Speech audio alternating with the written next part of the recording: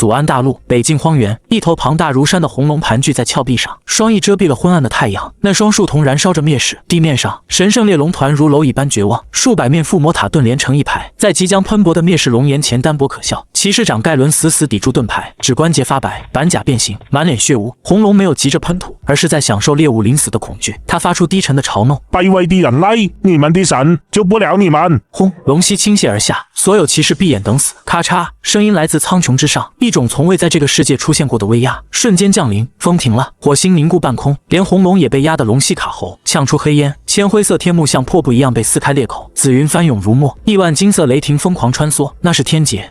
苍凉威严的咆哮从裂缝传来，一个巨大黑影裹挟万军雷霆坠落。盖伦瞪大眼睛，那不是龙，没有臃肿肚子和蝙蝠翅膀，身躯修长千丈，黑鳞闪烁寒光，鹿角鹰爪蛇身，鬃毛如黑焰在雷霆中飘扬。他叫莫林，修仙界苟了3000年的胶，只差一道雷劫就能化龙。此刻他内心崩溃，飞升雷劫为何空间突然崩塌？体内灵气全无，浑身都是浑浊的一种能量，护体法宝也全被劈碎，像被扔进滚筒洗衣机。他本能的寻找落脚点，金色树瞳瞬间锁定下方那头不知所措的红龙，借力一用，神龙摆尾，千丈龙躯如黑色鞭子，带着落雷余威重重抽下。砰！纯粹的肉身力量加渡劫7大妖的动能，那头史诗级红龙连惨叫都没发出，被抽成一滩，连同峭壁崩塌粉碎。战场死寂，莫林感到妖力迅速流逝，天道规则改变带来压制。他运转法诀，龙躯在光芒中收缩，片刻烟尘散去，红龙尸骸上站着一个年轻男子，玄色长袍，腰束玉带，长发如墨，眉心是金龙纹隐隐发光。他皱眉挥了挥硫磺味的空气，有洁癖，目光扫过那些穿笨重盔甲、拿长矛大剑的凡人。这群人体内经脉堵塞，丹田空空，只有一点微弱杂乱的气息。此乃何处？莫林决定先问路，讲究因果不随意伤人的他整理衣冠，双手交叠，行标准拱手礼。贫道莫林，渡劫遭变，误入贵宝地，敢问诸位，此乃何方地界？这大蜥蜴又是何物？声音如玉石相击，但在盖伦和骑士们听来，那是古奥晦涩从未听过的语言。每个音节都像咒语7手势，双手合十向前推的动作，分明是禁咒发动的施法动作。盖伦瞳孔剧烈收缩，他在吟唱，要灭口。他举起断剑，发出绝望怒吼。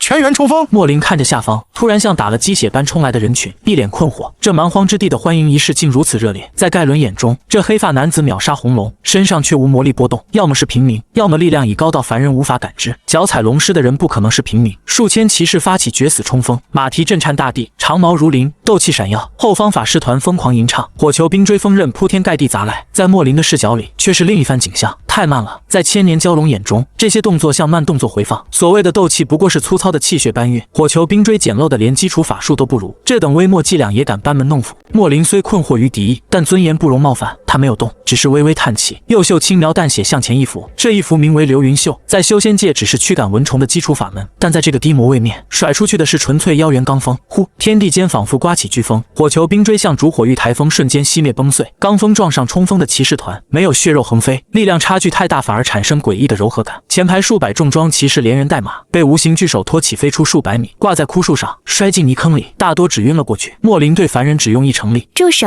恶魔！一声娇喝传来，远处高地，身穿白金法袍的金发女子举起法杖，她满脸灰尘，但气质圣洁。帝国圣女兼首席大魔导师拉克斯正燃烧生命力，引导禁咒陨星降临，天空变色，直径数十米的陨石裹挟烈焰砸来，这是足以毁灭城市的战略级魔法。莫林抬头，眼中闪过一丝赞赏，这招式倒有几分搬山术的影子，虽粗糙但声势尚可。看来这蛮荒之地并非全是废物，但他不想被弄脏衣服。莫林单手背负，右手食指中指并拢，对陨石摇摇一指，指尖一点幽蓝光亮起，那是深海修炼千年的本命神通，玄冥重水的一滴投影。去！蓝光迎风暴涨，化作巨大水龙虚影咆哮冲向陨石。滋，没有爆炸，陨石像烧红铁块丢进寒潭，极致低温瞬间瓦解结构，火焰熄灭，陨石寸寸崩裂，化作漫天雨，夹杂细碎石粉。原本毁灭世界的场景，变成一场笼罩战场的泥点雨。雨水浇灭战火，也浇灭所有人斗志。拉克斯手中法杖咔嚓断裂，目瞪口呆看着天空。最强禁咒被一根手指变成雨，这不是魔法，是神力。莫林收回手指，看漫天泥点，眉头锁死。他最讨厌脏东西，再次挥袖，无形屏障张开，周身3丈纤尘不染，衣角飘逸如仙。做完这一切，莫林看着挂在树上瘫在泥里跪地发抖的凡人，更加困惑。这群人先送大蜥蜴练手，又放烟花助兴，最后集体跪拜。蛮荒之地民风竟如此淳朴好客，作为礼仪之邦的修仙者不能失礼。他脚尖轻点，飘落在拉克斯面前，只有他方才那招还算有看头，应是此地话事人。拉克斯看着瞬间出现在面前的黑发男子，恐惧的窒息，想后退却动弹不得。莫林尽量表情和善，再次拱手：“这位道友，方才那招颇有几分火候，贫道初来乍到，语言不通，可否借一步说话？”拉克斯听到一串像咒语般的音节，看着那双非人金色树瞳，尘埃不染的黑袍，身后若隐若现的水龙虚影，心理防线彻底崩溃。这位帝国最年轻的天才魔导师，双眼一翻，直挺挺向后倒去，吓晕了。莫林伸出的手僵在半空，无奈摇头，这里的修士意志竟如此脆弱，罢了，还是找个本地的土地神问问路吧。战场陷入诡异的停滞，人类联军不敢动，魔兽也不敢动，所有人眼睁睁看着他在战场闲庭信步。莫林很苦恼，语言不通是最大的障碍。他尝试用神识扫描几个凡人的大脑，发现他们的脑回路与东方人完全不同，强行搜魂只会把他们变成白痴。既是一解，必有地奇。他闭上双眼，庞大神念如潮水般向地下探去。这个世界没有灵脉，只有纵横交错的地脉魔网。很快，他在3000米深处感应到一股浓郁的阴气，那里有一个强大的灵魂之火在跳动，周围囤积着大量白骨和宝物。找到了，莫林心中一喜。居于地下，掌管阴气，必定是此地的土地公无疑。只是这阴气略杂，看来这里的香火不好混。此刻，地下亡灵地宫中，巫妖王卡尔萨斯正坐在骸骨王座上，通过水晶球窥视地面战场。莫林秒杀红龙时，他吓得差点把魂匣掉了。莫林一指灭陨石时，他已指挥骷髅仆从打包行李准备跑路。太可怕了，那是什么怪物？难道是古神复苏？卡尔萨斯虽是亡灵，却比谁都惜命。他正要开启传送阵逃往深渊位面，一股霸道的蛮横的神念撞破了他的魔法结界，直接锁定了他的灵魂之火。紧接着，一个宏大的声音在脑海中炸响，神识传音，意念直接沟通，无视语言障碍。地奇何在？速来见我！卡尔萨斯还没尖叫，一股不可抗拒的吸力便从头顶传来。地面上，莫林不想钻地洞，太脏。他右脚轻跺地面，轰隆隆，大地剧烈震颤。在所有人惊恐的注视下，地面裂开一道巨大峡谷。莫林虚空一抓，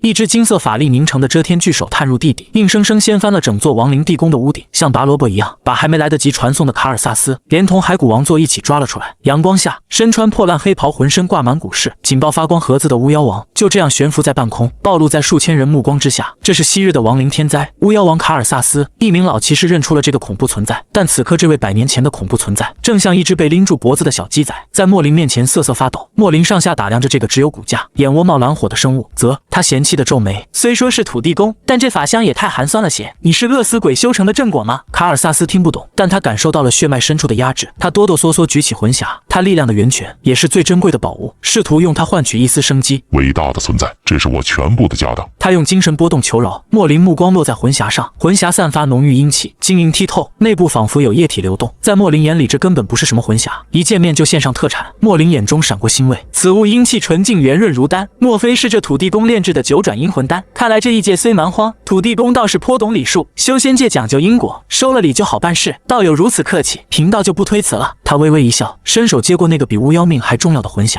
在卡尔萨斯惊恐到灵魂之火都要熄灭的注视下，莫林张开嘴，像吃糖豆一样把魂匣丢进嘴里。咯嘣一声清脆的咀嚼声响彻全场，所有人石化了。巫妖王的下巴骨直接掉到地上，那可是魂匣，是数万怨灵压缩而成的剧毒诅咒之源，连巨龙吞了都会烂穿肚子的东西。莫林嚼了2下，眉头微皱，口感略硬，有点硌牙，回味带点酸腐。火候味道虽然味道一般，但那庞大的灵魂能量瞬间化开，稍微补充了他干涸的法力。莫林满意点头，看向彻底呆滞的巫妖王，温和问道：“吃了你的供奉，贫道承你的情，劳烦土地公指点，此地何处？哪里有繁华城池？贫道需借地方休整一番。”他期待地看着对方。卡尔萨斯看着眼前这个吃了自己命根子还一脸味道尚可的怪物，灵魂深处彻底崩塌。怪物，你是比恶魔还可怕的怪物！巫妖王发出凄厉惨叫，魂匣被毁，加上巨大精神刺激，在这个阳光明媚的下午，砰！他当场炸成一团骨粉。莫林伸手挥散面前骨灰，脸上笑容逐渐凝固。他看着空荡荡的手心，又看四周那些吓得腿软跪下的人类，长叹一口气：这一届的道友气性怎么都这么大？贫道不过是吃了他一颗糖，至于自爆吗？沟通失败。莫林转过身，目光落在远处那个刚从昏迷中醒来，正挣扎着爬起的金发圣女拉克斯身上。看来还是得找个人类来教化一番。他一步踏出，缩地成寸，瞬间来到拉克斯面前。这一次他没有行礼，而是直接伸出一根手指，轻轻点在少女光洁的额头上。小丫头，别晕。从现在起，你便是本座在这个世界的第一位记名弟子。先从学说话开始。战场上的风因为那个男人的存在而变得小心翼翼。莫林负手而立，身侧悬着一缕随手凝聚的剑意，脚下是数千名刚被拉回死亡线却陷入更深恐惧的人类联军。帝国圣女拉克斯瘫软在他身侧，并非怀里。莫林有洁癖，且讲究男女授受不亲。他用一股柔和灵力拖着她，悬在身侧半尺处，像携带了一件人形挂件。此女根骨齐家，体内虽无灵根，却有一股纯净的精神念力。莫林看着昏迷的圣女，心中盘算，他初来乍到，两眼一抹黑，急需一个向导。那只化成骨灰的土地公指望不上了，好在留下这个活口。他抬起头，目光扫向跪在地上的骑士们。盖伦团长跪在泥泞中，全身铠甲颤抖。他看着圣女被俘获，悲愤交加，却连一根手指都动弹不得。那是生命层次上的绝对压制。兔子面对猛虎时，肌肉会本能锁死。恶魔！盖伦从牙缝里挤出这两个字，眼眶崩裂。莫林听不懂，但他看懂了那表情，涕泗横流，五体投地。看来刚才那首呼风唤雨的表演，确实震慑住了这些蛮夷。场面话还是要说的，他架起筋斗云，脚下紫云拖着他和圣女缓缓升空。诸位道友，青山不改，绿水长流，贫道去也，勿送。声音如洪钟回荡在荒原，随即化作一道惊鸿，朝北境最高的雪山飞去。龙脊雪山，红龙巢穴。莫林按下云头，落在洞穴入口，刚一落地，他就掩住口鼻，满地的碎骨腐肉，随意堆砌的金币宝石，硫磺味混着排泄物和尸臭。西方龙以睡在财宝堆为荣，但在他眼里就是个垃圾堆，连个必成诀都不会。他将昏迷的圣女放在一块大石头上，在他周围画了个圈，画地为牢，防止他乱跑摔死。然后开始装修起来。洞穴内狂风大作，成吨的黄金、宝石、盔甲被风卷着，像倒垃圾一样扔出洞口，滚下万丈悬崖。巨龙几百年的积蓄，在他眼里除了占地方毫无用处，只留下几块含微弱灵气的矿石。接下来除味，他双手结印口吐真言，静，轻盈水光凭空生成，化作细雨将每一寸岩壁冲刷干净。千年的硫磺味和龙骚味荡然无存。还不够，莫林走到洞穴深处，手指如刀在岩壁上笔走龙蛇，石屑纷飞间，石床、石桌、石凳成型。他又从袖中取出几枚低阶灵石，按八卦方位打入洞穴四周，布置了一座简易聚灵阵。这个世界灵气驳杂，但在聚灵阵过滤下，洞内空气终于变得清新凛冽，有了一丝仙家福地的味道。做完这一切，他才满意点头。身后传来动静，拉克斯醒了，他头痛欲裂，挣扎坐起，视线逐渐清晰。他记得自己使用禁咒，然后那个黑发男人一指头把禁咒变成了雨。他短促尖叫后死死捂住嘴，身体缩成一团。在他面前不远处，那个男人正背对着他研究一块发光石头。听到叫声，莫林转过身，他已收敛惊天妖气，看起来像个普通富家公子，但在拉克斯的魔力感知视野里，眼前这男人就是一个人形黑洞，周围空间都因他而微微扭曲。醒了，莫林开口，依然是那种他听不懂的语言。拉克斯颤抖着用通用语说：恶魔，如果你想要我的灵魂，尽管拿去。莫林看着他嘴唇一张一合，眉头微蹙，果然完全无法沟通。他决定采取最直接的方式，用神识轻轻触碰他的表层记忆，直接读取语言逻辑。得罪了，他身形一闪，出现在拉克斯面前。他眼前一花，那张俊美的近乎妖异的脸已近在咫尺，一只冰凉的手指轻轻点在他眉心。轰！庞大的精神力量涌入他大脑。莫林以极力控制力度，但两个世界生命层次的巨大差异，让这次接触变成了酷刑。在他神识视角里，他的大脑不是井井有条的识海，而是一团混乱的精神迷宫，像复杂的电路板。而他的神念是海洋，当海洋灌入电路板，短路了。拉克斯双眼翻白，鼻孔耳朵同时渗血，他的大脑在疯狂预警，精神濒临崩溃。不好！莫林闪电般收回手指，这女娃神魂构造怎会如此畸形？没有子府，没有元神，全是散乱念头纠缠在一起，稍微一碰就要散架。他连忙从袖中掏出一颗定魂丹，捏开他嘴巴塞进去，丹药入口即化，一股暖流护住他即将崩溃的精神。拉克斯剧烈咳嗽，大口喘息，眼泪鼻涕呼了一脸。他惊恐地看着他，像看着最残忍的刑讯者。刚才那一瞬间，他感觉灵魂被撕碎了又强行拼回去。莫林看着他那副惨样，心中愧疚。罢了，搜魂行不通，异界之人构造太脆弱，强行读取只会把他变成白痴，看来只能用最原始的办法。他转身走到石桌旁，拿起一个红彤彤的果实，这个世界很常见的果子，然后走回他面前。拉克斯看着那红果，瑟瑟发抖。那是毒药吗？还是某种控制精神的媒介？莫林蹲下身，尽量让视线与他平齐。他指着手中的果子，字正腔圆地念道：苹果。他愣住了，莫林以为他没听清，又指了指，放慢语速，清晰重复苹果，然后指指他的嘴，示意跟着念。空气凝固了。曾经指挥过万人军团，在皇家学院发表过无数演讲的帝国圣女，此刻像个孩子一样看着眼前这个刚毁灭半个骑士团的男人，手里拿着果子，正在教他说话。这是什么新型折磨方式？他的大脑彻底宕机，只能试探性的带着哭腔模仿那个奇怪音节。苹果。莫林皱眉，苹果，苹果，这是二声苹，对，果，苹果。莫林终于露出一丝满意的微笑，这笑容在拉克斯看来比恶魔的狞笑还可怕。善，他点点头，随手把果子塞进他手里，赏你了。拉克斯捧着那个普通果子，呆若木鸡。莫林转身走回石床，盘膝闭目打坐，周身散发淡淡荧光。洞穴外风雪呼啸，洞穴内一位异界的神和一位本土的圣女就这样开始了荒谬的同居生活。他看着手中的果子，又看那个如雕塑般完美的男人，心中涌起巨大荒谬感。他到底是谁？为什么不杀我？为什么要教我说这个奇怪的词？难道这是某种咒语的钥匙？苹果。他喃喃自语。这一天，这个异界的词汇第一次在祖安大陆响起。3日转瞬即逝，圣彼得大教堂内数千根蜡烛燃烧，驱不散众人心头的阴霾。教皇阿兹尔2世手持权杖，面色阴沉地坐在神座上。帝国国王、枢机主教、骑士长盖伦跪在下方，盖伦已经半疯，语无伦次地描述着那天的场景。他不是龙，是人形魔鬼。他用手捏碎了禁咒，他吃了巫妖王的魂匣，他抓走了圣女。够了！教皇重重顿下权杖，金石之声在大殿回荡。带下去静修。盖伦被拖走，仍在大喊。那不是魔法，那是比光明神更可怕的力量。大殿死寂，一位枢机主教颤声开口：陛下，龙脊雪山的存在，能量反应已超出我们的认知。占星塔观测到，那片区域的元素法则被强行扭曲，火元素无法燃烧，风元素停止流动，那是异端。教皇声音冰冷：圣女是我们与神沟通的媒介，绝不能落入他手。那个存在既然能杀红龙，就已威胁帝国，禁咒都无效。我们能怎么办？国王担忧地问。教皇站起身，眼中闪过狂热的狠戾。人类力量无效，那就请神开启大降临术，献祭所有魔晶，召唤上位天使，让真正的神使去裁决他的罪恶。龙脊雪山，墨宗莫林这几天过得很充实，也很心累。充实是因为他把山洞改造成了像样的洞府，洞口布下迷踪阵，洞内刻满巨灵符。后山发现一株被这个世界称为火焰草的植物，他用灵泉水浇灌，竟变异成低阶赤炎灵芝。心累是因为那个金发丫头实在太笨，3天了，他只学会不到50个词汇：吃饭、喝水、打坐、闭嘴。说的最溜，尤其是闭嘴。莫林每次嫌他吵时都说这2个字。拉克斯蹲在角落，拿树枝在地上艰难画着汉字：道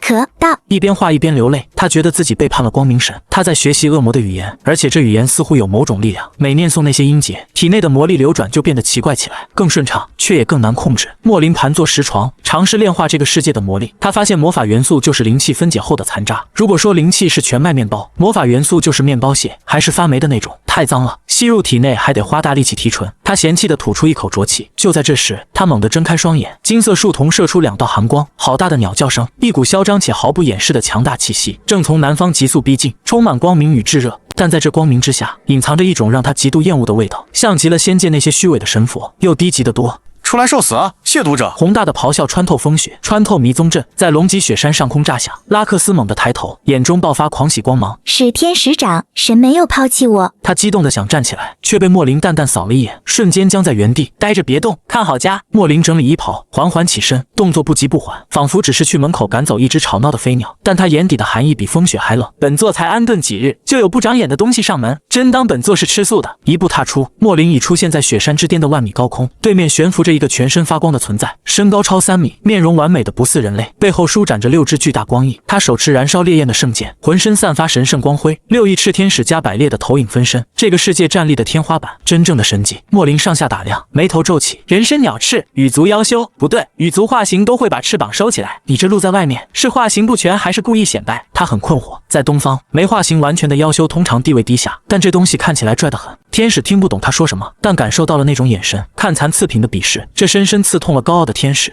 吾乃光之主宰，坐下审判天使，交出圣女，跪下受死，赐你全尸。天使挥动圣剑，长达100米的圣光斩击，带着净化一切的威能当头劈下。这一剑连空间都烧出黑色裂缝。莫林看着那道光，冷笑一声：光，你也配玩光？让你见识什么叫正大光明，什么叫天地正法。他不闪不避，右手高举，掌心朝天，体内沉寂数日的渡劫七妖元只调动1成，但配合早已参透的雷之法则，足以引动天地异象。五雷阵法，神霄雷！轰隆！晴朗天空瞬间暗下，天地间光线被这一招抽干。紧接着一道只有手指粗细却呈纯粹紫金色的雷霆从9天之上垂直落下。它没有圣光斩击声势浩大，但出现的一瞬间，天使手中圣剑哀鸣一声，光芒尽失，紫雷后发先至，击碎圣光斩击，像热刀切黄油，毫无阻碍地穿透天使的神力护盾。扑哧一声轻响，6翼天使僵硬了。他低头看着胸口前后透亮的焦黑大洞，没有鲜血，血肉和能量在瞬间被高温气化。这是什么力量？天使眼中充满不可置信。莫林收回手，轻轻吹了吹指尖，此乃道法，妖修就要有妖修的样子，连化形都没修明白就出来丢人，本座帮你重修，虽然你也听不懂。天使的投影开始崩解，化作无数光点消散。数千里外的大教堂内，教皇猛地喷出一口鲜血，委顿在神座上，神像光辉瞬间暗淡，甚至出现一道裂痕。败了，神是败了。声音充满绝望。莫林没有急着回去，他看着天使消散的地方，那里留下了一根羽毛，散发柔和白光，蕴含极为纯净的光系灵力。他伸手一招，将羽毛抓在手里，这鸟毛倒是炼制光盾符的好材料。他摸了摸下巴，目光投向南方，那个方向应该就是教会老巢，不知道这种鸟人还有多少，若能多抓几只来。嘴角勾起一抹让整个西方神界都将颤抖的笑容。洞穴内，拉克斯看着外面天空，突然按了一下又亮起，那股让他安心的神圣气息彻底消失了。他绝望地瘫坐在地。片刻后，莫林回来了，他心情不错，手里把玩着发光羽毛，哼着不知名小曲，走到拉克斯面前，随手把天使羽毛插在他乱糟糟的金发上，像给宠物戴了个发卡。不错，挺别致。莫林满意点头，然后脸色一板，看什么看？今天的字练完了吗？练不完不许吃饭。拉克斯摸着头顶那根残留着天使长气息的羽毛，眼泪止不住的往下掉。那是加百列大人的神羽呀，帝国的圣物就被这个恶魔拿来当发卡。哭什么哭？莫林皱眉，这叫赏赐。这鸟毛蕴含灵力，待它能助你修炼，真是不识好歹的丫头。拉克斯一边哭一边用极其蹩脚的中文说出了他学会的第5个词：谢。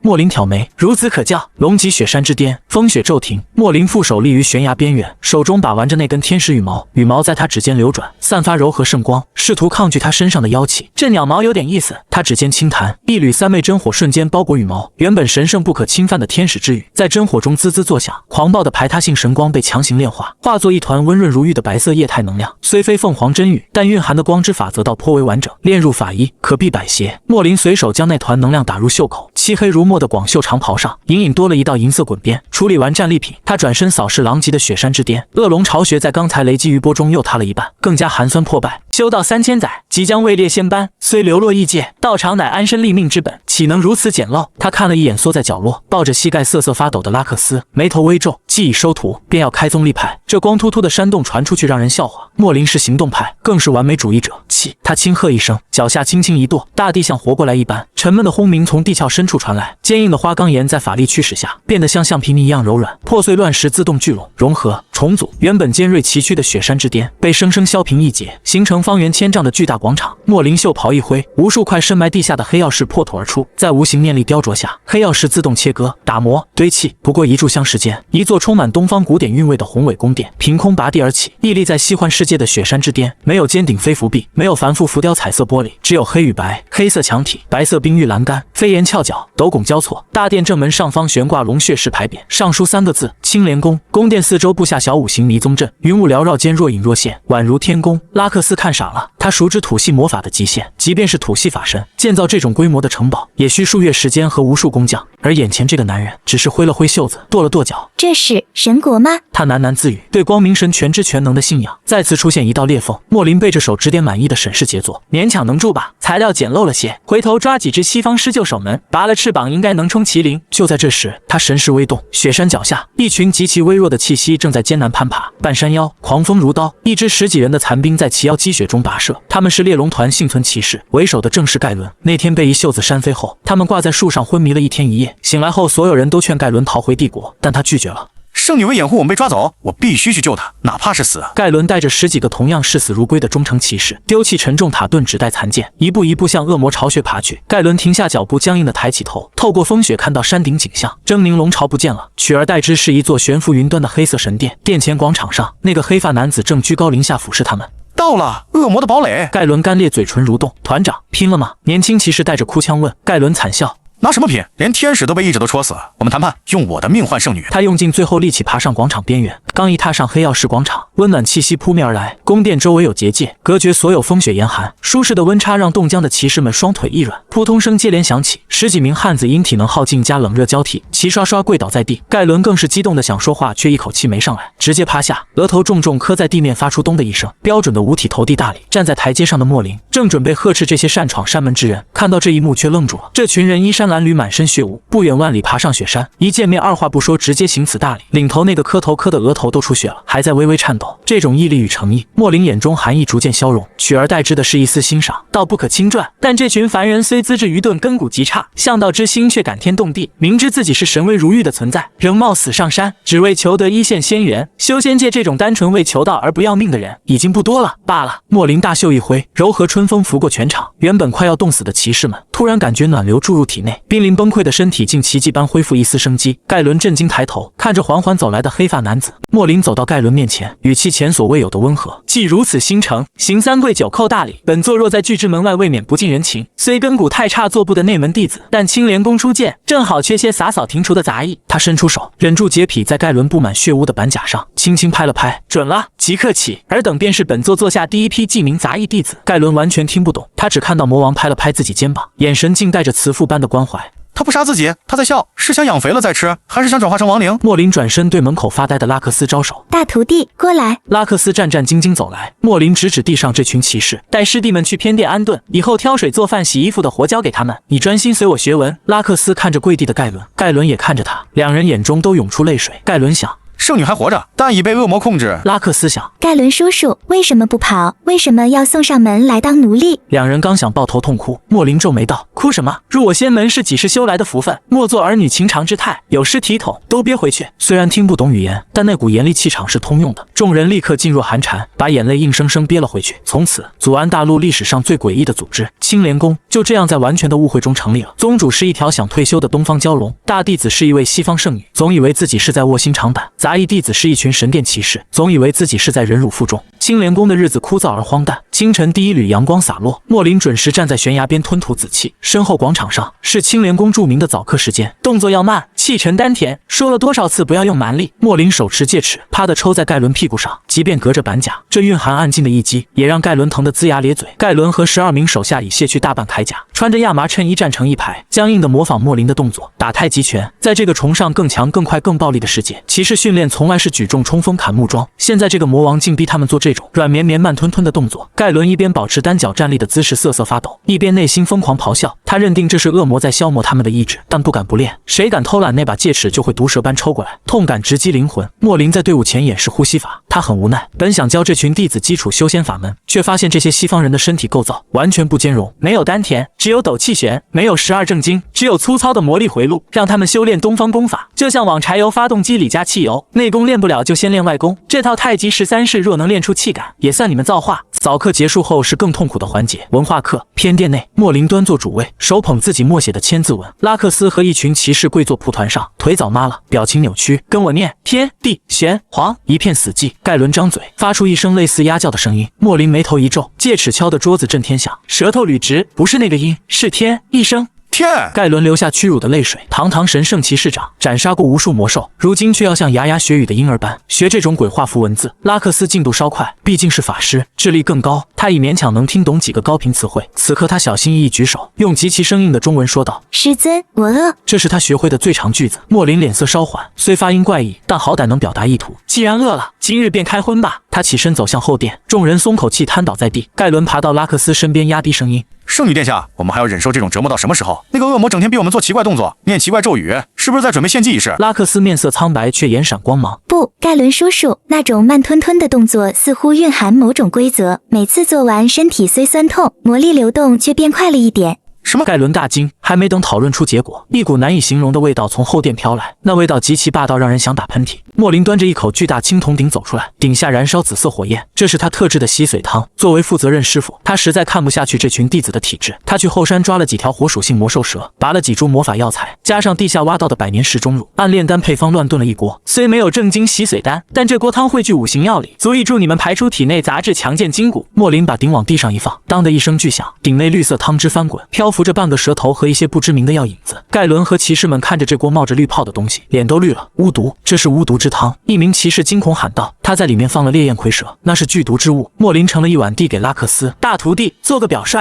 呵，拉克斯看着那碗还在冒泡的汤，看着里面那只死不瞑目的蛇眼，又抬头看向莫林那双不容置疑的金色眼睛。他闭上眼，眼角滑落清泪，视死如归的接过碗，仰头灌了下去。圣女殿下，骑士们发出撕心裂肺的悲鸣。汤汁入喉，并没有预想中的剧毒攻心，相反，一股岩浆般的热流在胃里炸开，顺着血管疯狂冲刷四肢百骸。拉克斯痛苦蜷缩在地，皮肤瞬间通红，头顶冒出白色蒸汽。在莫林眼里，这是药效发作在冲击经脉；在盖伦眼里，这是毒发身亡的前兆。恶魔，我和你拼了！盖伦怒吼着冲向莫林，莫林看都没看他，随手一指便将盖伦定在原地。别急，人人有份。他大手一挥，鼎中汤汁飞出10几道水柱，精准灌进每个骑士大张的嘴里。一时间，大殿内惨叫此起彼伏，所有人都倒地打滚，抓挠喉咙和身体。随着药效发作，他们毛孔里开始排出黑色油腻物质，那是常年累积的毒素和旧伤淤血，过程极其痛苦，就像骨头被拆了重装。10分钟后，惨叫声逐渐平平息，拉克斯第一个爬起来，他惊讶地看着双手，皮肤变得晶莹剔透，原本虚弱的身体此刻充满力量。更可怕的是，他卡了3年的瓶颈松动了，周围魔法元素从未如此亲切，仿佛招招手就会过来。他震惊看向莫林，这不是毒药，这是神药。盖伦也爬起来，他感觉仿佛年轻了10岁，陈年暗伤全好了，体内斗气旋比以前壮大了1倍。莫林看着这群目瞪口呆的人，嫌弃的掩住口鼻，臭死了，赶紧去后山洗澡，洗不干净不许吃饭。众人互相看去，看到彼此身上那层厚厚的黑色污垢和恶臭，这一次没有人再反抗。盖伦神色复杂地看向莫林，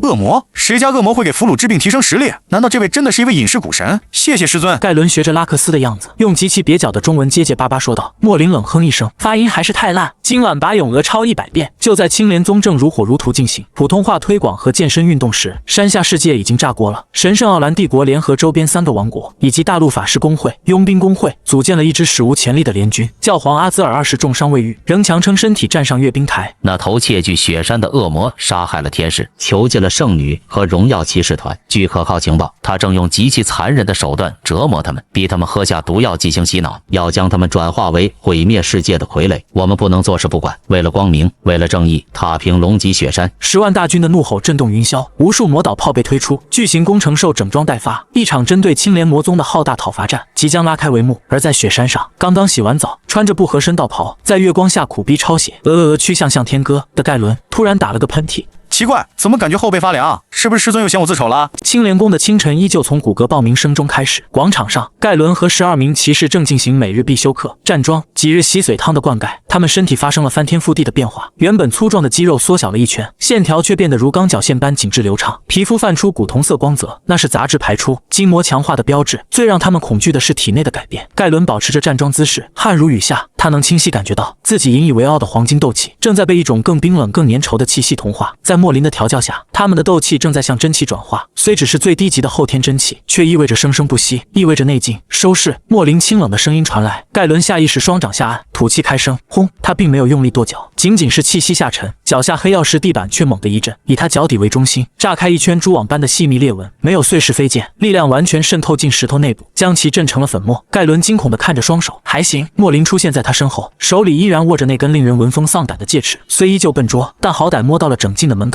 你们这群西方人皮糙肉厚，倒是适合练外加横练功夫。他随手丢给盖伦一本新册子，这是金钟罩前3层心法，你们平日穿那铁皮罐头笨重无用，练好这个以后就不用穿了。盖伦颤抖着接过那本写满汉字的册子，心中悲愤交加。他要剥夺骑士的荣耀铠甲，想让我们肉身挡怪，但他只能屈辱行礼。谢师尊。偏殿内，另一场颠覆世界观的教学正在进行。拉克斯跪在案几前，握着狼毫毛笔。对于习惯羽毛笔的他来说，这种软塌塌的笔简直是噩梦。他在练字，只需一个字：火。莫林让他去感悟这个字笔画结构中所蕴含的道蕴。在修仙界，文字是法则的载体。拉克斯已盯着这个字看了3个小时，他的精神力在不知不觉中顺着火字的笔锋游走，撇那点点。渐渐的，在他精神世界里，那个墨汁书写的汉字开始扭曲燃烧。那不是反火，那是取自离卦的真意。火。拉克斯下意识用声色中文念出这个音节，突然笔尖下的宣纸猛地燃烧起来，不是普通燃烧，而是一团纯青色的火焰。火焰没有温度，却瞬间将宣纸化为虚无，连案几上的黑曜石砚台都被烧穿一个洞。拉克斯吓得丢掉毛笔，坐在地上，他惊恐地看着烧穿的砚台。作为大魔导士，他清楚要瞬发这种强度的火焰需要多复杂的咒语和手势，但刚才他什么都没做，只是写了一个字，念了一个音，言出法随。这4个字在他脑海中炸开，不是魔法，这是规则的直接调用。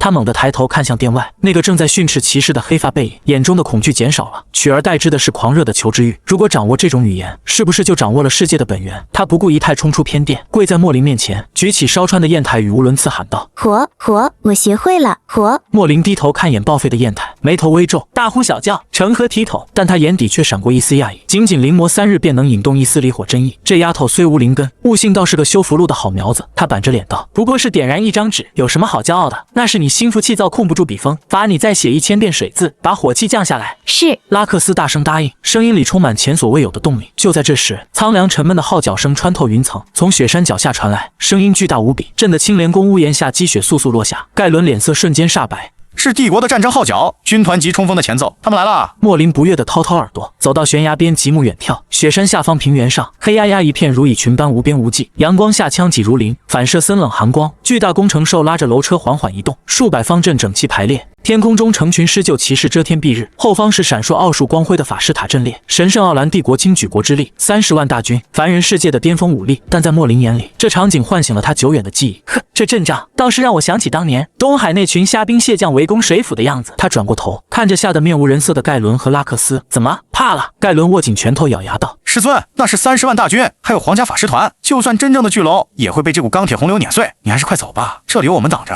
虽被强迫喝了洗髓汤，练了金钟罩，但盖伦骨子里的骑士精神让他做不出出卖主君的事，哪怕这主君是个恶魔。莫林闻言微微一愣，随后他笑了，不是冷笑，而是真正的如春风化雨般的微笑。他伸出手在盖伦坚硬的脑壳上轻轻敲了一下：“傻徒弟，为师教你个乖，修仙者的战争从来不是靠人多就能赢的，且看为师如何一人镇压这一国气运。”说罢，莫林大袖一甩，一步踏出悬崖，凌空虚渡，独自迎向那30万大军，背影孤绝，宛如谪仙。龙脊雪山脚下，寒风凛冽，30万大军的杀气汇聚在一起，将漫天风雪逼退数里。中军大帐前，兵马大元帅雷恩公爵身披传奇战甲，手持巨剑，死死盯着山顶那座黑色宫殿。在他身旁，法师协会副会长紧握水晶球。那恶魔出来了。副会长盯着水晶球，只有一个人，没有魔力护盾，没有武器。雷恩公爵冷笑：“狂妄！先锋营试探进攻，施救军团空中掩护，法师团骑射覆盖，令旗挥动，杀！5000重装骑兵发起冲锋，大地震颤，天空中上千只狮鹫呼啸而下，头枪如雨。后方法师团完成吟唱，数百颗巨大火球划破长空，砸向半空中那个渺小的黑点。这是一场毫无悬念的碾压，至少帝国军这样认为。莫林悬浮在半山腰，看着海啸般涌来的攻势，眉头紧锁。太吵了，他刚布置好的巨灵阵被弄脏怎么办？刚种下的赤炎灵芝被震坏怎么办？既然你们非要闯山门，那就见识一下何为正道。莫林从袖中取出5面巴掌大小的令旗，随手一抛，令旗迎风变长，化作5道流光射向战场5个方位。嗡！天地间响起诡异嗡鸣，原本晴朗的天空毫无征兆起了雾。这不是普通水雾，而是阴阳颠倒大迷魂阵衍生的幻雾。冲在最前面的5000重骑兵，眼看就要冲到莫林脚下，眼前的景物突然变了，笔直向上的山坡变成了万丈深渊。战马惊恐嘶鸣急刹，后方骑兵刹不住狠狠撞上来，人仰马翻，踩踏无数。施救骑士眼中，天空变成了倒扣的大海，无数狰狞海兽从云层扑出，施救乱飞乱撞，像下饺子一样往下掉。法师团更惨，他们发出的火球飞入雾气后竟掉头了，数百颗火球像被看不见的手拨转方向，精准砸回自家阵地。一时间帝国军阵脚大乱。不要慌，这是幻术！雷恩公爵怒吼。牧师团净化驱散，数百道白色净化光芒亮起，毫无作用。这迷雾是莫林用阵法引动的地脉阴煞之气，除非切断地脉，否则根本驱散不了。莫林站在高空，看着下方像无头苍蝇乱撞的30万大军，摇了摇头，无趣。他不想大开杀戒，杀凡人有损功德，这么多尸体处理起来太麻烦，会弄脏道场，得让他们安静下来。莫林深吸一口气，运转体内妖丹，他没有大吼，只是淡淡吐出2个字：肃静。这2个字并未产生空气震动，而是直接化作2座金色大山虚影，重重压在所有人心中。言出法随，一瞬间，嘶鸣的战马，吟唱的法师，怒吼的公爵，所有人的喉咙仿佛被无形大手死死扼住，所有声音被强行剥离，喧嚣震天的战场变成绝对死寂，连魔导炮射出的炮弹都在半空哑火，掉在地上。这是法则层面的禁言。30万人保持着怪异姿势，张大嘴巴却发不出一丝声音。莫林满意点头，这下清静多了。他身形缓缓下降，飘到中军大帐上空。他一眼看到穿得最华丽、骑着梦魇兽的雷恩公爵和拿着法杖瑟瑟发抖的老法师。擒贼先擒王。莫林伸手虚空一抓，一只完全由天地元气凝聚的金色巨手凭空出现，将2人像抓小鸡一样抓起。2人拼命挣扎，斗气爆发，魔法护盾全开。但在莫林的法力面前，他们像婴儿在推巨石。莫林提着2个战利品转身向山上飞去。临走前回头看了一眼那群陷在迷雾中又被禁言的30万大军，也不能让他们闲着。他手指一点，阵法变换，迷魂阵转为困阵，所有出口消失，四周变成无限循环的迷宫墙壁。饶我清修！在此面壁思过3日。青莲宫大殿，雷恩公爵和副会长被重重丢在地板上，他们的斗气和魔力完全被封印，连普通农夫都不如。大殿上方，那个黑发男人坐在椅子上，端着一杯茶慢条斯理品着。旁边，圣女拉克斯恭敬施礼，手里拿着戒尺。大门口，骑士长盖伦穿着杂役衣服，正拿着拖把拖地。雷恩公爵觉得自己一定在做梦。盖伦，你背叛了帝国。盖伦抬起头，神色复杂。公爵大人，我没有背叛，我只是在赎罪，也在修行。修行，给恶魔拖地。公爵气得胡子发抖。肃静！莫林放下茶杯，雷恩公爵立刻闭嘴。那股如有实质的威压不需要语言。莫林看着2个新俘虏，有些头疼。怎么这一届的人一个比一个聒噪，语言不通太麻烦了。他本想直接杀了或变成杂役，但转念一想，这2人衣着华贵，显然是这个世界的高层，光靠打打杀杀不行，必须建立秩序，必须让这个世界的人懂规矩。而懂规矩的第一步是听得懂人话。莫林脑海中浮现出一个宏大计划，他在先仙界时听说过儒家教化万民的故事，若他能在这蛮荒异界推行华夏文脉，让亿万生灵都学说中国话，这得是多大的功德！比杀几条恶龙，就几个人大上亿万倍。有了教化之功，何愁天劫不过？莫林的眼睛亮了，他猛地站起身，指着地上的雷恩公爵和副会长，然后指指拉克斯：“大徒弟，传我法旨。”他蘸着茶水在桌上写下大字，指着那两人做了一个学习的手势，最后做了一个抹脖子的动作，意思很明确：不学就死。莫林看着这两个新学生，心中豪情万丈。他不仅要在这雪山建立宗门，还要把这里变成异界第一所中文学校。这30万大军就是第一批强制入学的生源。从今日起，祖安大陆实行书同文。莫林用中文庄严宣判。第一课从汉语拼音开始。龙脊雪山脚下，原本应尸横遍野的战场，此刻呈现出一幅诡异画面：30万帝国精锐密密麻麻挤在阵法幻化的露天教室里，天空被莫林用法力染成一块巨大黑板，上面悬浮着3个燃烧离火真意的金字。莫林盘坐万米高空的五色祥云上，手中戒尺轻敲虚空，咚！这一声经过扩音阵加持，如天雷在30万人灵魂深处炸响。张嘴，声音冷漠威严，一片死寂。方阵最前方的皇家法师们紧闭牙关，他们平日吟唱的是高贵的精灵语和龙语，怎愿发出婴儿啼哭般的单音节？莫林眼中闪过一丝不耐，本座传大道真音，尔等竟视若无睹。既如此，帮你们开窍。他伸手对虚空一按，空气中骤然产生高频震荡波。一名试图堵住耳朵的法师突然惨叫，那声音不是从耳朵进去的，是直接在脑子里生成的。他强行控制了他的声带、舌头、肺部气流，他的嘴巴猛地张大，喉咙爆发出一声字正腔圆的吼叫。当这个字出口的瞬间，法师惊骇发现体内凝滞多年的魔力漩涡竟随着音节频率剧烈共振，轰！天地间游离的火元素蜂涌入身体，他卡在6阶的瓶颈因这一嗓子直接松动了。法师瞪大眼，屈辱凝固，转而变成狂喜。莫林对此毫不意外。中文是象形表意，音韵通神的语言，每个发音都暗合天道。音开口最大，对应心，主火，主爆发；音圆唇聚气，对应脾，主土，主厚重；音扁唇横向，对应肝，主木，主生发。这些蛮夷不懂五行音律，平日乱吼咒语，浪费了90%能量。莫林强行帮他们正音，实则是梳理体内混乱的能量回路。很快，第2个、第3个、第1万个，龙脊雪山下响起此起彼伏的读书声。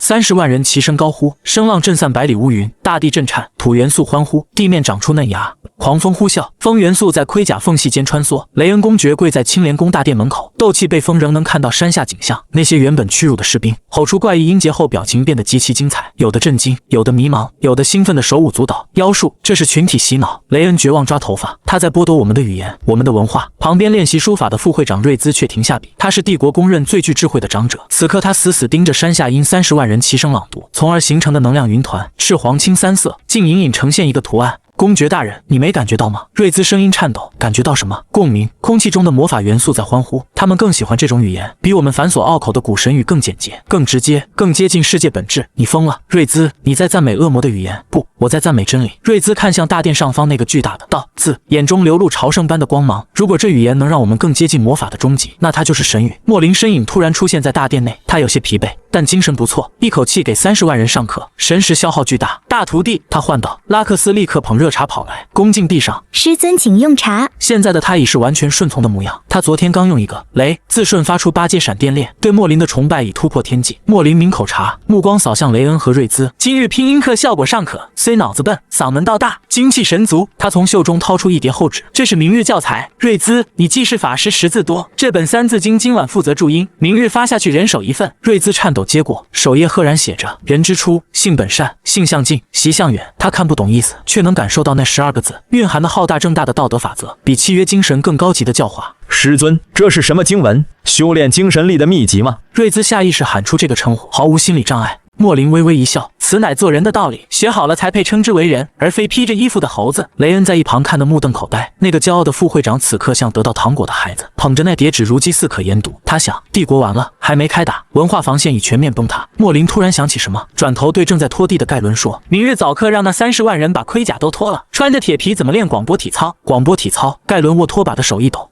那是何种高深武技？莫林想了想动作要领，点头道：强身健体，延年益寿的无上法门，炼制大成，可身轻如燕，力大无穷。盖伦吞了口唾沫，他已在脑补30万大军在雪原上整齐划一修炼神秘东方战舞的场面了。龙脊雪山的读书声传遍北境时，神圣奥兰帝国皇都正陷入前所未有的恐慌。教皇宫最高机密室内，教皇阿兹尔2世跪在神像前，整个人苍老了10岁，伤势未愈。但更让他绝望的是神明的沉默。自那天使投影被一指头戳死后，神界便切断所有联系，任凭他如何祈祷献祭，神像毫无反应。他终于燃烧50年寿命进行血祭，神像终于有了一丝反应，一道极其微弱、带着杂音甚至慌乱的神念断断续续传下。快跑！那是劫！煞星，不要招惹！东方！声音戛然而止，神像光辉彻底熄灭，表面裂开一道缝隙，仿佛神明在切断连接时因太过惊恐而用力过猛。教皇瘫坐在地，大脑一片空白。神让我们跑，这就是信仰崩塌的声音。那黑发魔神究竟什么来头，竟然让无所不能的光明神怕成这样，连名字都不敢提。与此同时，龙脊雪山青莲宫藏书阁内，莫林正坐在一堆羊皮卷轴中，脸色阴沉的可怕。他正在阅读这个世界的历史，文字不通，但给瑞兹灌顶中文后，他让瑞兹充当翻译，逐字逐句解读古籍。师尊，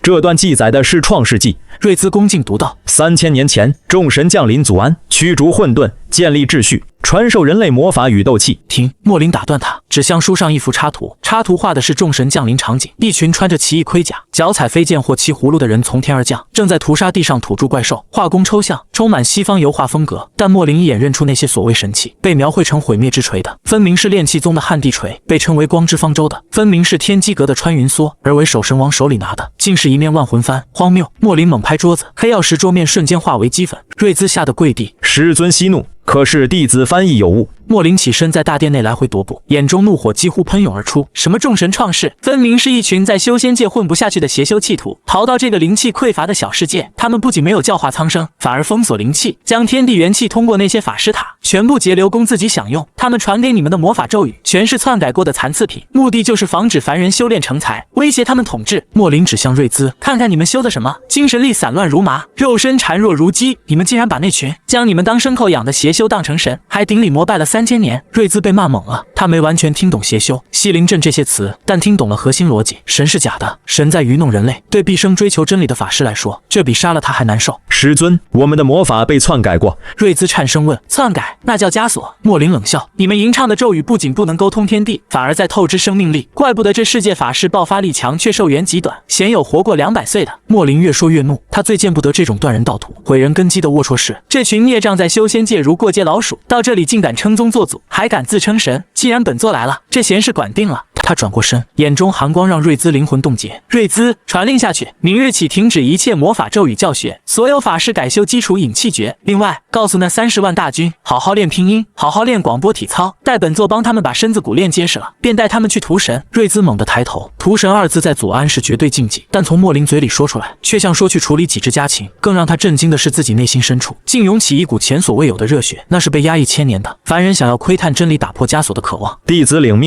瑞兹重重磕头。青莲宫外，夜色深沉，盖伦带着一群骑士借着月光，在巨大黑板下复习功课。他们的发音依然带着浓重口音，但那股认真劲儿前所未有。盖伦发现，随着不断朗读这些音节，体内那新生的气正以惊人速度壮大。他尝试运起至掌心，对面前岩石轻轻一拍，没有斗气光芒，没有巨大声响，但一开手掌时，坚硬花岗岩上留下一个深达3寸的掌印，边缘光滑如镜。盖伦看着自己的手，久久无语。大师兄，旁边骑士凑过来，兴奋小声说：“我刚才念那个音节，竟把断剑阵飞出去，还拐了弯。”盖伦深吸一口气，目光看向山顶灯火通明的宫殿，在他心中，那黑发男人的形象已从恶魔彻底变成深不可测的导师。虽然这位导师脾气暴躁，动辄打骂，还逼他们喝绿色怪汤，但他真的教真东西。都别废话！盖伦低声呵斥。继续练，谁明天背不出三字经前4句，不用师尊动手，我亲自把他踢下山去。月光下，30万大军原本是来讨伐的，现在却成了雪山上最勤奋的一届留学生。而那场即将席卷整个大陆、颠覆所有人认知的文化风暴与修仙变革，就在这朗朗书声中悄然拉开序幕。祖安历3024年深秋，神圣奥兰帝国黄都永恒之城，此刻陷入极度诡异的恐慌。城墙上数万名皇家禁卫军手持劲弩，神情紧张注视北方。教皇阿兹尔2世站在城楼上，高举出现裂纹的权杖，身后数千名牧师正疯狂透支生命力维持神圣天幕。一道半透明金色光罩倒扣在黄都之上，号称可抵挡禁咒连番轰炸的绝对防御。然而让他们恐惧的不是攻城锤，也不是魔导炮，是声音。1 2 3 4 2 2 3 4。大地在震颤，北方地平线上没有硝烟漫天的冲锋，取而代之的是30个方阵，迈着整齐划一道令人发指的步伐，缓缓逼近。这30万大军不再是身穿铁罐头走起路来哐当作响的骑士团，他们脱去所有重甲，只穿统一白色练功服，皮肤古铜，肌肉线条流畅，行走间呼吸配合步伐，每一步落下地面都发出沉闷低鸣。这不是行军，这是修行。走在最前面的正是昔日骑士长，如今青莲宗外门大师兄盖伦。他背负双手，步履稳健，双目开合间金光四射，看着远处那座他曾经誓死守护的城市，看着那层薄薄的神圣天幕，嘴角勾起不屑冷笑。师尊说的对，魔法太虚浮了。盖伦停下脚步，身后30万大军瞬间静止，动作整齐的像一个人。城楼上教皇颤抖着声音喊道：盖伦，你这个叛徒，你带着恶魔的军队来毁灭你的祖国吗？你会下地狱的。盖伦抬头，运起丹田之气，声音如洪钟穿透神圣天幕，在黄兜上空炸响。格里高利，不要再执迷不悟，没有什么神法，只有你们对真理的无知。今日我们不是来攻城的。盖伦从怀里掏出一张试卷，高举右手。奉青莲宗宗主莫林仙师法旨，今日举行第1届异界普通话等级考试，皇都之内凡能通过考试者免罪，凡拒绝接受教化者。盖伦眼神一冷，右手猛地挥下。严惩不贷。随着他手势落下，30万人同时张开嘴，没有拔剑，没有吟唱咒语，他们只是气沉丹田，调动起这1个月修炼出的真气，对着那座号称绝对防御的神圣天幕吼出同一个音节破。这个字发第4声，在中文音律中，第4声主降、主断、主决绝。30万人的精气神汇聚成这一个汉字，天地间出现巨大金色破字虚影。这字不是魔法元素构成，而是由纯粹意念和规则凝聚而成，是更高维度的法则载体。当破字撞上神圣天幕的瞬间，没有爆炸，没有火光，只有瓦解。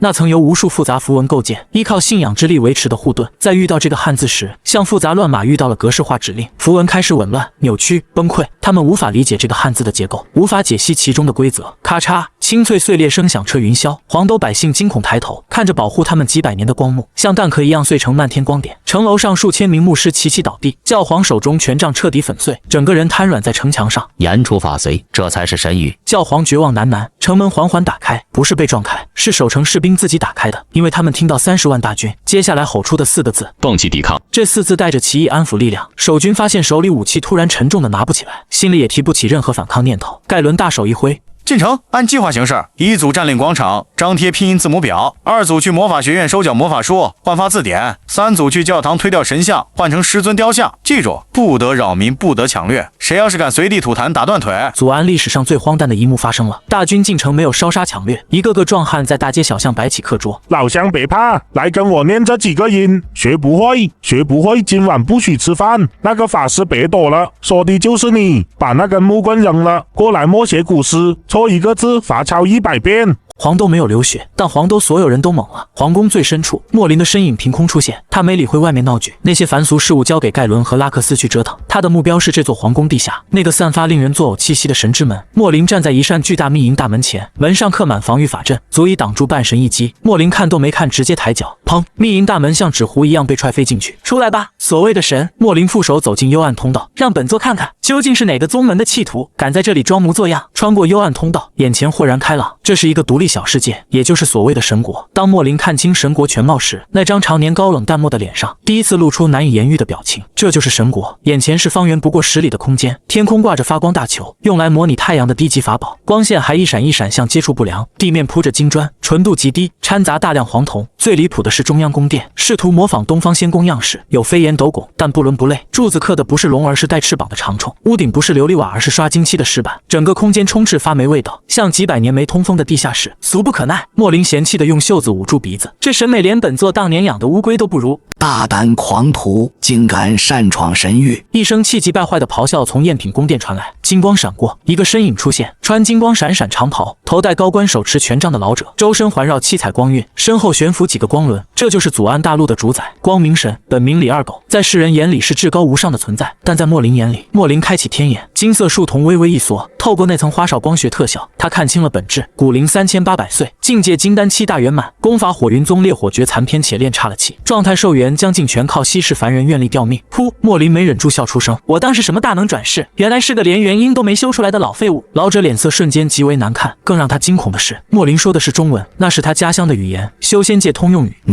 你是哪一派弟子？老者收起神架子，换修仙界切口，声音透着心虚。怎么找到这里的？这是空间裂缝死角，连化神期大能都未必能发现。莫林冷笑，一步步逼近。空间裂缝，这叫即将崩塌的虚弥空间。他身上一直收敛的气息毫无保留释放。轰！渡劫期大妖的恐怖威压，虽是人形且受了伤，但那股生命层次的碾压，对小小金丹修士来说就是天塌了。整个神国剧烈晃动，假太阳直接熄灭。老者扑通跪地，护体金光像泡沫破碎。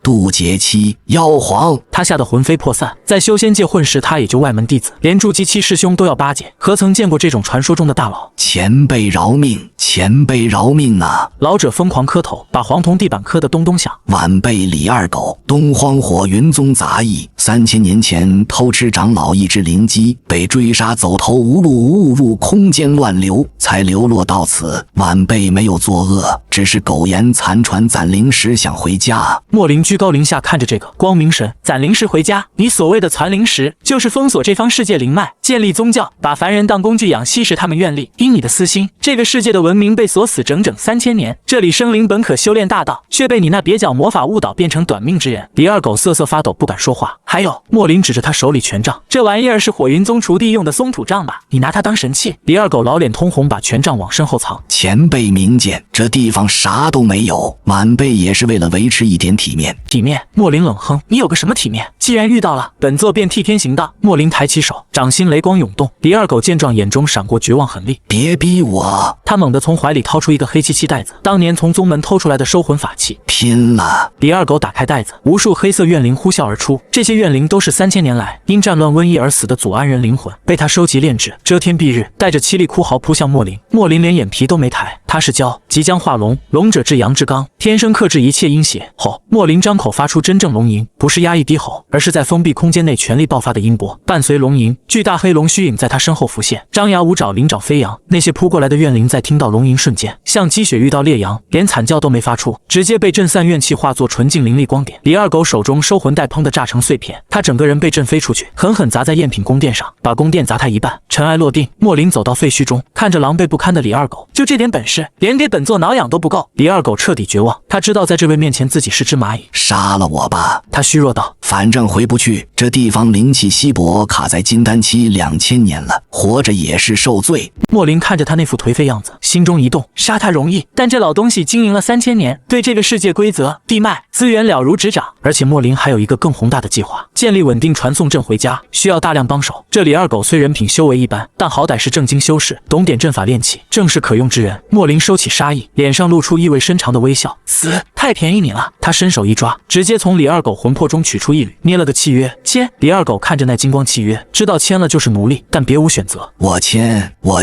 契约成立，莫林满意点头，随手扔给他一颗疗伤丹药，吃了别死。从今天起，你不再是什么光明神。他指指这片破败空间，这里以后就是青莲宗杂物处，你就是第一任处长。现在把乱七八糟的建筑拆了，3000年来搜刮的所有灵石、矿产、宝物，全部整理造册，少一块灵石抽一根筋。李二狗捧着丹药感激涕零，谢主隆恩。莫林背手转身向出口走去，走到门口停下脚步，回头看了一眼李二狗，把那身金衣脱了，以后穿灰袍。还有，把名字改回来，在这个世界你可以叫任何尊称，但在本座面前，你只能叫李二狗。神国废墟，如今更名为青莲宗驻祖安办事处。莫林端坐纯金交椅上，手里拿着一枚玉简，眉头紧锁。李二狗穿着灰扑扑杂役服跪在地上捶腿，满脸谄媚。所以你的意思是？莫林放下玉简，语气森寒。这方世界不仅被遗弃，还被锁住了。李二狗手一抖，主上明鉴，这地方是绝灵之地，外面有一层厚的离谱的叹息之墙，只许进不许出，小的曾用信仰之力轰击，凡是差点把腰震断。后来查了上古石碑，才发现这里原是仙界用来流放废弃之物的垃圾场。莫林缓缓起身，走到神殿边缘，抬头望向虚假天空。怪不得这里灵气如此浑浊，分解成所谓地火水风4大元素，怪不得生物灵魂结构如此散乱。整个祖安大陆就是一个巨大的净化池，被流放到这里的都是被仙界淘汰的法则残渣。叹息之墙，莫林冷笑，不过是混元金刚锁天阵的变种罢了，想困住本座。他转过身看着李二狗，你那教会在大陆上有多少教堂？李二狗眼珠一转，回主上，大教堂300座，中型3000座，小祈祷室不计其数，遍布人类、精灵、矮人全境。好，莫林眼中闪过金光，传令下去，即日起拆除所有神像，将所有教堂全部改成考场。考场？李二狗懵了。莫林大手一挥，虚空中浮现一张巨大阵图，繁复至极，以龙脊雪山为阵眼，以3000座教堂为节点，连接成覆盖整个世界的巨网。本座要不万灵启制补天大阵，这阵法需要的不是灵石，而是文气。这方世界浊气太重，唯有教化万民，让亿万生灵同读圣贤书，激发浩然正气，才能中和浊气，一举冲破叹息之墙封锁。李二狗听得目瞪口呆，用读书声破阵，还愣着干什么？莫林一脚踹过去，把你那些徒子徒孙都动员起来，把字典印发到每一个村落。1个月后全大陆统考，考不过的抓去干活。一场轰轰烈烈的文化变革在左安大陆爆发。原本传播福音的教堂，如今传出朗朗书声。精灵森林里，精灵女王带着全族长老，对着挂在生命树上的黑板发愁：这个字为什么要写得这么方正，不符合自然美学？旁边监工的青莲宗弟子冷冷道：女王陛下，请注意发音，要卷舌，读不准今晚全族不许休息。精灵女王咬着牙卷起舌头。矮人矿坑里，矮人王把锤子扔地上咆哮：老子打铁的，这毛笔软趴趴怎么写字？对面盖伦手持戒尺微笑：矮人王，师尊说了，练字就是练心，什么时候能用这笔在豆腐上刻花？锻造术才能突破瓶颈。今天写不完1000个字，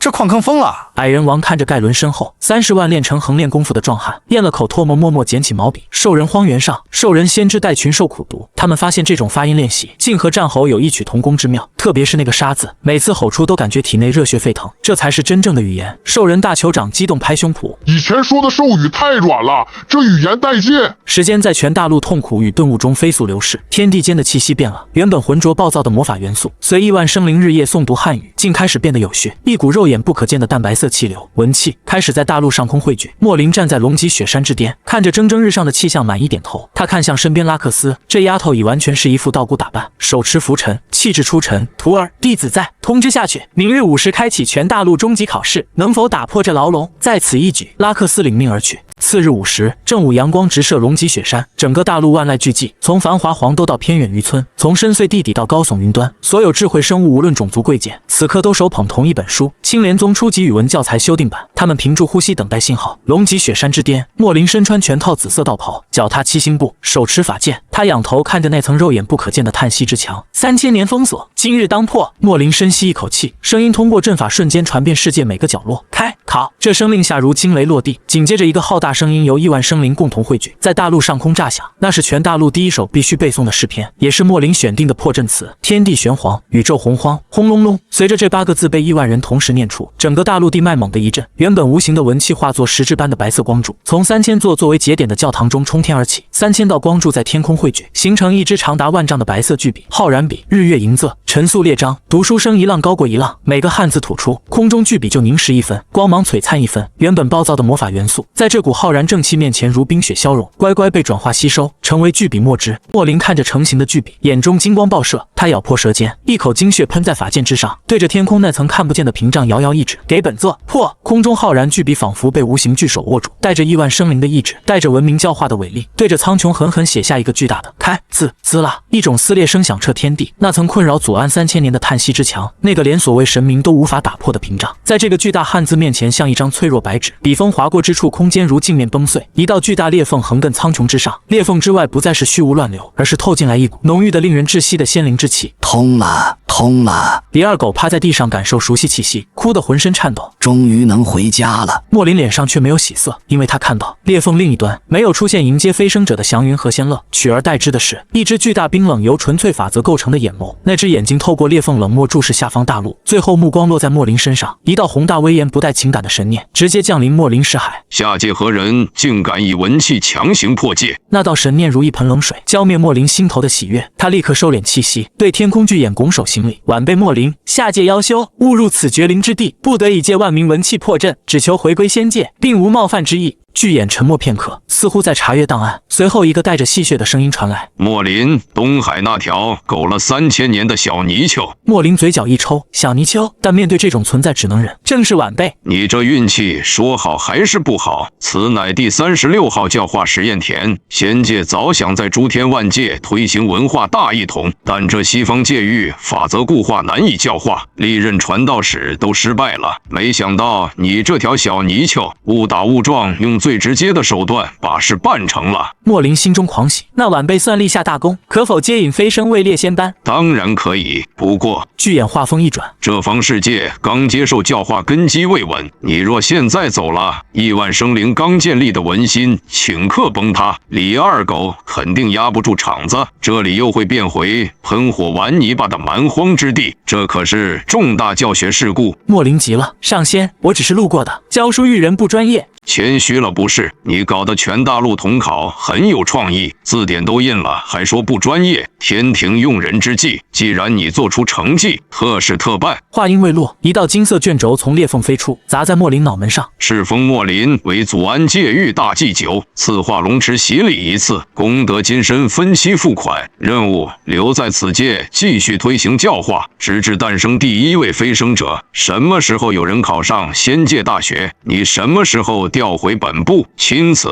莫林捧着金灿灿的委任状，整个人僵住。这和说好的不一样，我要飞升，我要退休。巨眼已缓缓闭合，裂缝随之消失，只留下一句飘渺回音：好好干，小莫，我看好你。记得每年期末考试成绩单要按时上报。天地重归平静，叹息之墙彻底消失，取而代之是一层淡淡金色结界。文气长城，龙脊雪山下30万大军依然仰望天空，他们看到天空裂开，金光降临。师尊接过神的旨意，虽听不见对话，但在他们眼里这就是封神。